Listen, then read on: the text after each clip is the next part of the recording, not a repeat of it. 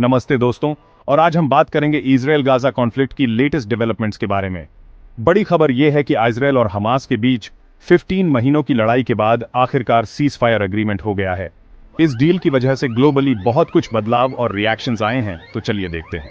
सबसे पहले cease fire के बारे में बात करते हैं। इस एग्रीमेंट में दोनों साइड्स के हॉस्टेजेस और प्रिजनर्स को रिलीज किया गया है।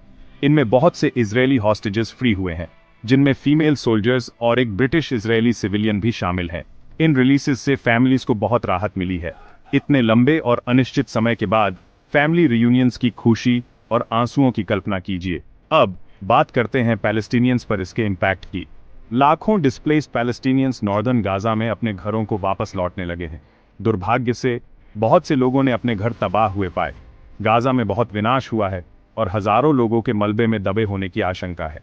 यहाँ ह्यूमैनिटेरियन चैलेंज बहुत बड़ा है और रीबिल्डिंग एफर्ट्स शुरू हो चुके हैं। साथ ही एड भी आनी शुरू हो गई है। जॉर्डेनियन हेलीकॉप्टर्स ने सदर्न गाजा में इजरायली हेल्थ टेरिटरी में एड पहुंचाई है और एड कॉन्वॉयज गाजा में दाखिल हुए हैं, जिससे प्रभावित आबादी को बहुत जरूरी राहत मिल रही है। लेकिन सभी लोग प्रपोज्ड सॉल्यूशन से सहमत नहीं हैं।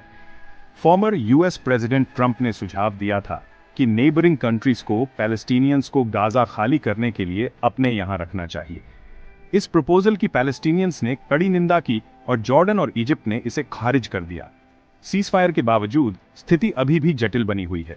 हमास ने अपनी जीत का दावा किया है और इजरायल द्वारा ग्रुप को खत्म करने में विफलता को उनकी ताकत का सबूत बताया है। यह याद रखना जरूरी है कि यह कॉन्फ्लिक्ट अक्टूबर 2023 में शुरू हुआ था, जब हमास ने इजरायल पर हमला किया था, जिसके नतीजे में लगभग 1200 मौतें हुई और 250 से ज्यादा लोगों को बंधक बना लिया गया। तो अब आगे क्या होगा?